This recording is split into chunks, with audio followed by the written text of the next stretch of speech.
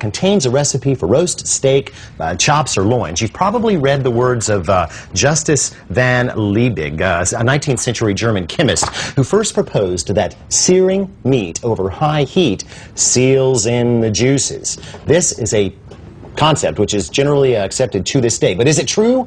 This one should be very easy to confront. Stay. If a good sear seals in juices, then it stands to reason that a seared piece of meat should weigh the same before and after cooking, right? I mean, and if it were to lose a little bit of moisture, it certainly would not lose as much moisture as a piece of meat cooked without the benefit of a sear. So, here we have two pieces of beef. Lovely New York strip steaks, I might add. Steak A weighs in at 307 grams, while steak B weighs in just a little lighter at 296 grams. One of our steaks will go directly into a 400-degree oven.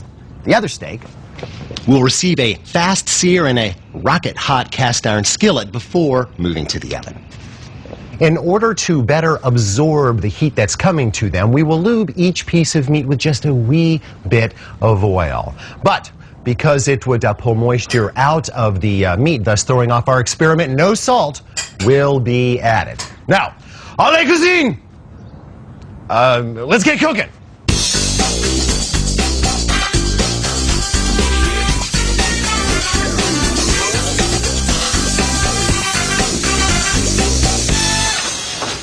So both of our steaks go into the oven. We have our probes in place. There you go, gentlemen. And we'll set our thermometers to go off at 140 degrees, which is basically medium. Clear? Clear. Just as we suspected, the seared steak has reached 140 degrees first. So we will remove said steak and allow it to rest for 5 minutes. We'll be back for that one. Clear? Clear. I see that it required 4 more minutes for this steak to get up to 140 degrees. Time to extract. We'll also let this one rest for several minutes. Now, will all this time differential have an effect on our final experiment? Only time will tell. Clear! Clear. And now, the moment of truth. Let's weigh him, fellas. Very interesting. As we see, steak A, which began the day at 307 grams, is now down to 266 grams for a net loss of 41 grams, and that is 13% of its total body weight. Okay? Roasted, rested, 13% loss. Steak B, on the other hand, began the day at 296 grams. It's now down to 237 grams. That's a net loss of 59 grams, or 19% of its body weight. Okay, so the seared, roasted, and rested steak, 19% loss. The roasted and rested, 13% loss. Does it seem like a big deal? No, it's not a super big deal, but it does prove a point. What's the point? Well, the point is that heat damages cells. And when cells are damaged, they lose moisture. It's just that simple. So obviously, searing doesn't seal juices. That's just another myth. Busted. Smashed. I meant smashed.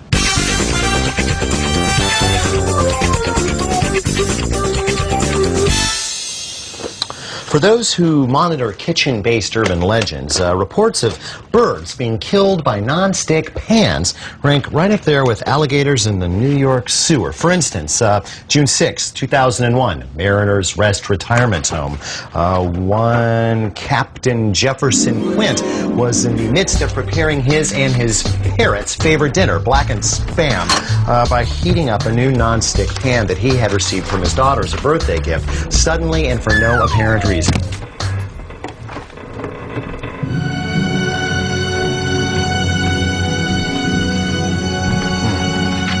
The old sailor rushed his bird to the vet, but it was too late. An autopsy revealed that the bird died from fumes given off by the polytetrafluoroethylene, or PTFE, coating on the pan when it crossed the 500-degree Fahrenheit line. You see, birds, especially exotics like parrots, are extremely vulnerable to toxic gases. That's why right up to the dawn of the 20th century, miners took canaries with them down into the coal mines to act as kind of living gas detectors. They knew that if the bird died, it was time to clear out. Hey, buddy. Said hi, buddy. You're napping. Wakey, wakey. I said wakey, wakey. Wakey, wakey, little buddy. Wakey. Of course, if these gases can kill a bird, what's that mean to us?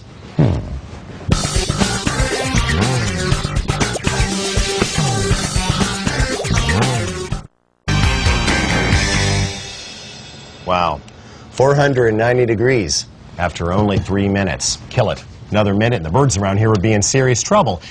And maybe the people too. See, some new research has shown that these fumes can cause flu-like symptoms that can last up to a couple of days in people.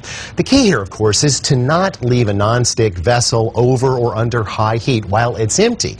When there's food in the pan, of course, there's some place for all that excess heat to go, so it's okay.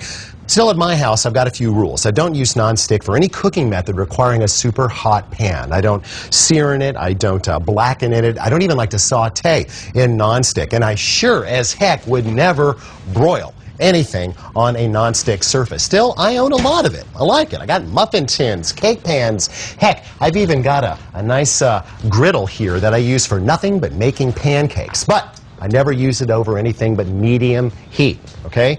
So, what does it come down to here? Well, if the old sailor had preferred his meat fried rather than blackened, Polly would still be sitting on his shoulder. It's the truth. It's factual. So, pan fumes kill bird? This is no myth. This is a stone cold food fact. You know what this is?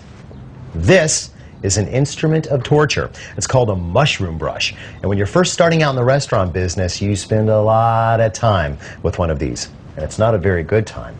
Now, why would you want to brush a mushroom? Well, because they grow in dirt. Well, actually, it's not dirt, it's compost, but it's pasteurized compost, so it's safe. But it still doesn't taste very good. It's got to come off. So why not just wash it off? Good question. Allow me to read from a respected culinary tome on the subject. Mushrooms are extremely porous, and because of that, they will absorb any water or other moisture they are placed in. Because of this, they should never be washed, only cleaned with a fine, bristled brush, which leads us back to the instrument of torture. So, is this fact or is it fiction? Well, I, for one, believe there's a very, very easy way to find out. Our experiment begins with 4 ounces of button mushrooms, which we will then move into a hand strainer set inside a bowl, alongside 4 other hand strainers and 4 other bowls, all containing 4 ounces of button mushrooms. Now, to these, we will then add a liter apiece of water, except the one on the end. Leave the one on the end empty. Just go ahead, pour that right on there, guys. Very nice. The one on the end, I have got other plans for. Excellent, excellent. We're just going to let those soak. Now, phase 1 is only going to be for 10 minutes. So I'm going to set my timer and walk away. 10 minutes is up. So now we extract the mushrooms from the first bowl of water and allow them to drain very, very thoroughly for at least 30 seconds. In the meantime, I'm going to reset for another 10 minutes and man the scales. Now, if you remember, we started with 4 ounces of mushrooms, and now we have 4.2 ounces of mushrooms. That means that after a 10-minute soak in cold water, these mushrooms only sucked up, well, right around a teaspoon of water. And I'm willing to bet that 90% of that is actually up inside the stems, because they're very fibrous and kind of vein-like. I'll be very interested to see what another 10 minutes brings. So another 10 minutes has elapsed. That means that this next set of mushrooms has been in the drink now for 20 minutes. We're going to let that drain thoroughly before hitting the scales. And of course, we will set our